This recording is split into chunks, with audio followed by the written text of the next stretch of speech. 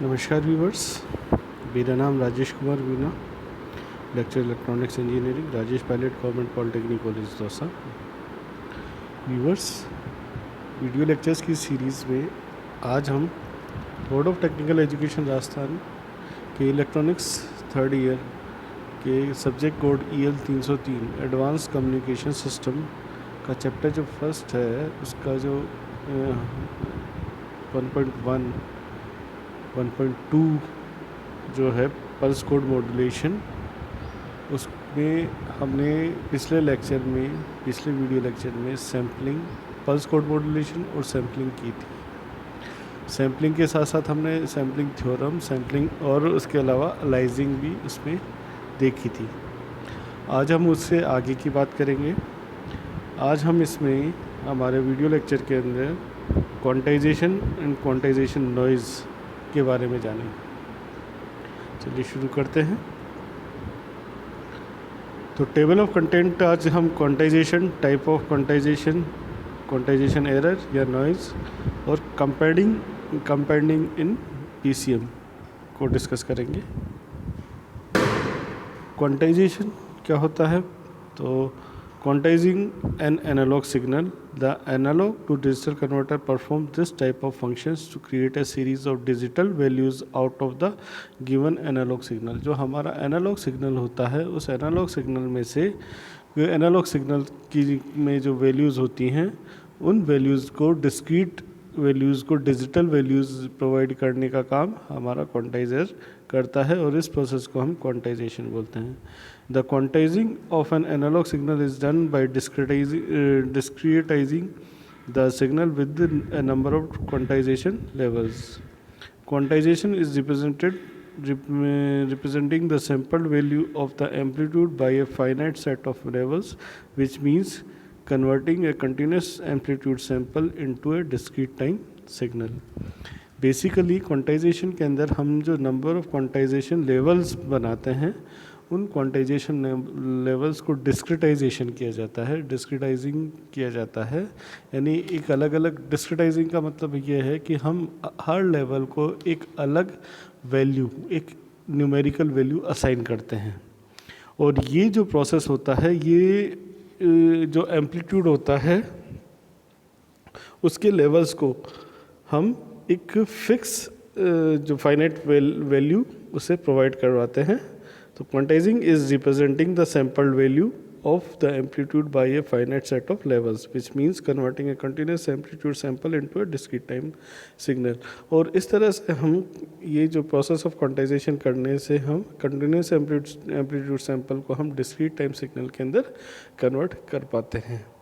अब discrete time signal और continuous time signal के अंदर ये डिफरेंस ये होता है कि कंटिन्यूस टाइम सिग्नल के अंदर तो हमारे हर इंस्टेंट पर, हर टाइम इंस्टेंट पर एम्पलीट्यूड की डिफरेंट वैल्यू होती है, लेकिन डिस्क्रीट टाइम सिग्नल के अंदर कुछ टाइम इंस्टेंट्स के लिए या कुछ टाइम के लिए एक फिक्स वैल्यू हमारा एम्पलीट्यूड पे शो होगा।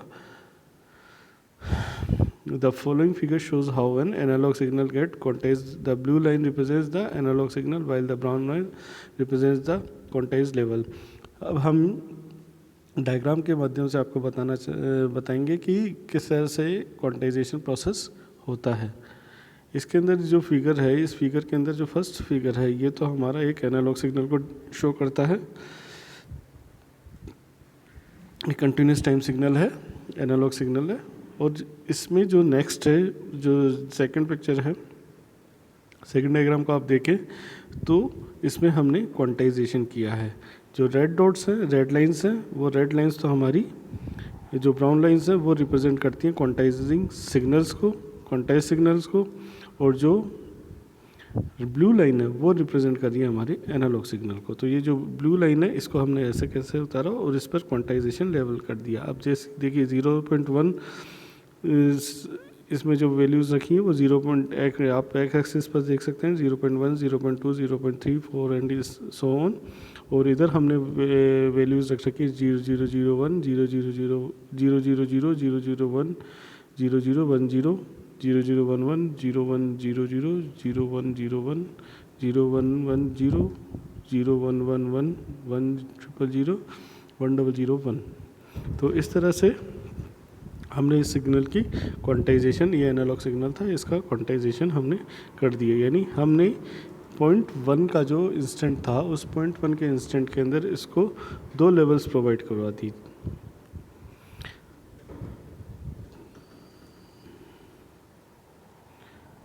Both sampling and quantization results in loss of information.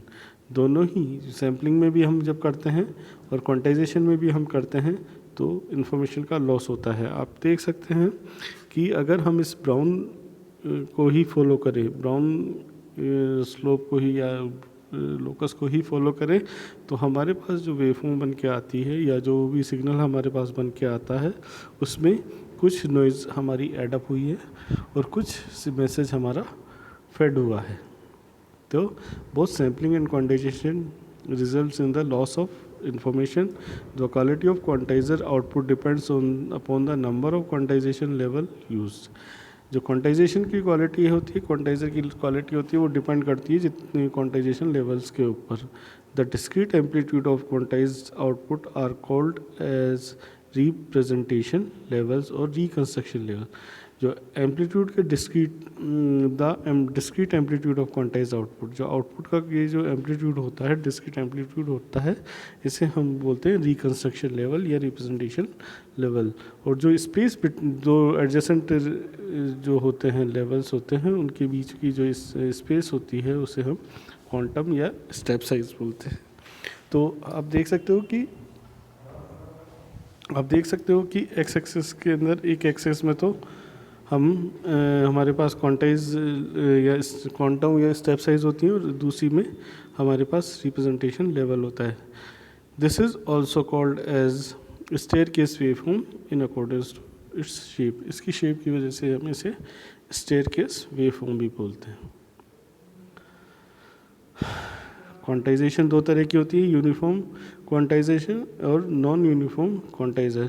तो यूनिफॉर्म क्वांटाइजर क्या होता है कि in uniform type of quantisation levels are uniformly spaced whereas in non-uniform type the spacing between the levels will unequal and mostly in the relation of is logarithmic। तो uniform quantization में तो जो space होती है between, जिसे हम quantum या जिसे हमने क्वांटम बोला है, या तो वो हमारा इक्वल होता है, यूनिफॉर्म होता है, और नॉन यूनिफॉर्म क्वांटाइजर के अंदर वो लॉगरिथमिक होता है। वो यूनिफॉर्म क्वांटाइजर दो तरह के होते हैं, mid rise type quantizer and mid thread type quantizer. ये इनपुट आउटपुट कैरेक्टरिस्टिक्स के बेसिस पे हम दो तरह के क्वांटाइजर्स को यूज़ करते हैं। यूनिफॉर्म क्वांटाइजर्स यूज़ करते हैं, मिड राइज टाइप क्वांटाइजर और mid thread type quantizer. In the staircase-like graph, the origin lies the middle of the thread portion in mid-thread type, whereas in the origin lie in the middle of the rise portion in the mid-rise type. तो mid-thread type quantization level में odd numbers होंगे और mid-rise type quantization level में even number होंगे। इसको हम diagram से show करते हैं। ये देखिए, फर्स्ट है mid-rise टाइप। इस mid-rise टाइप के अंदर हमने जो लेवल लिया है, जो क्वांटाइजेशन स्टेप साइज जो स्टेप लिया है, वो हमने मिड राइज टाइप लिया है, और जो सेकंड वन है उसमें हमने मिड थ्रेड टाइप क्वांटाइजर लिया है। तो mid thread type quantization levels odd numbers होते हैं, mid rise type quantization levels even numbers होते हैं।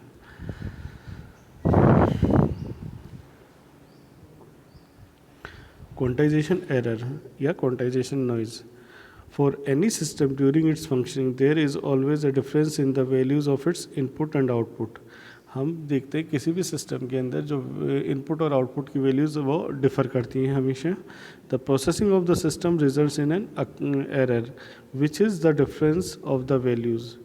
इसे हम और इस प्रोसेसिंग के अंदर, सिस्टम की प्रोसेसिंग के अंदर कुछ एरर आती हैं, और उन एरर्स को हम, वो एरर्स आती है डिफरेंस वैल्यूज़ के अंदर डिफरेंस की वजह से। And the difference between an input value and quantise value is called as quantisation error. A quantizer is a logarithmic function that performs quantization rounding of the value. An analog to digital converter work as quantizer, और इसे हम बोलते हैं the difference between an input value and its quantized value is called as quantization. हमने जो input दिया और उस इनपुट के हिसाब से हमारे पास जो क्वांटाइज्ड लेवल बना है, अगर उनमें कोई डिफरेंस होता है, उनमें कोई एरर होता है, तो उसे हम क्वांटाइजेशन एरर बोलते हैं.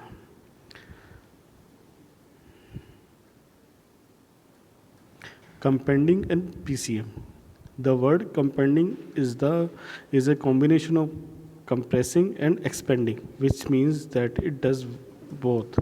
Compending and PCM का मतलब क्या है? Compending जो वर्ड है उसका मतलब है compressing और expanding. compress करना और expand करना दोनों एक साथ. This is a non-linear technique used in PCM which compress the data at the transmitter and expand same data at the receiver. इस प्रोसेसिंग में क्या होता है कि हमारा जो डाटा होता है उसको हम ट्रांसमीटर पर तो कंप्रेस करते हैं और रिसीवर पर उस डाटा को हम एक्सपेंड कर देते हैं. क्योंकि कंप्रेस इसलिए करते हैं ताकि हमारे पास जो डाटा हम जिसको सेंड करेंगे तो हमारी बैंडविड्थ, चैनल बैंडविड्थ और वो प्रॉपर्ली हम उसे ऑप्टिमाइज रूप से काम में ले सकें, इसलिए उसकी कंप्रेसिंग ज़रूरी है. कंप्रेसिंग और दूसरा क्या कि हमारे पास जो एक्स्ट्रा बिट्स हैं उन एक्स्ट्रा बिट्स को हम रिडंडेंट बिट्स हैं उनको हटा दें ताकि हमारे जो चैनल का है, चैनल में बैंडविड्थ है, हम उसको प्रॉपर्ली यूज़ कर सकें. एक बार जब वो हमारा सिग्नल रिसीवर पर पहुंच जाता है तो वहाँ हम उसकी एक्सपेंडिंग कर देते हैं. तो ये ट्रांसमिशन के टाइम पर कंप्रेस करना और रिसीवर के टाइम पर एक्सपेंड करना, इसको हम कंपेंडिंग बोलते हैं. The effect of noise and cross talk are reduce by using this technique. तो हम ये जो क्वांटाइजेशन एरर हुआ या नॉइज़ कोई क्रिएट हो जाती है, कोई क्रॉस टॉक होता है, तो उसको हम इस तरह से कंपेंडिंग करके उसको रिमूव कर सकते हैं. अब कंपेंडिंग के दो तरीके होते हैं, A law companding technique and mu law companding technique. Uniform quantization is achieved at A equals to 1 where the characteristic curve is linear and no compression is done. A low has mid-rise at the origin, hence it contains non-zero values. A low compounding is used for PCM telephones. A low quantization हम करते हैं, उसके अंदर हम mid-rise at the origin करते हैं और उसके इस वजह से इसके अंदर क्या नॉन ज़ीरो वैल्यूज़ हमारे पास रहती हैं, ज़ीरो वैल्यूज़ हमारे पास नहीं रहती, नॉन ज़ीरो वैल्यूज़ ही होती हैं. इस तरह की कंपेंडिंग हम PCM टेलीफोन सिस्टम्स में यूज़ करते हैं. सेकंड है म्यू लो कंपेंडिंग. इसके अंदर जो म्यू लो कंपेंडिंग हम म्यू इक्वल्स टू ज़ीरो के साथ अचीव करते हैं और जो कैरेक्टरिस्टिक कर्व होता है वो लीनियर होता है और नो कंप्रेशन इज़ डन, और इसमें भी कंप्रेशन नहीं किया जाता है.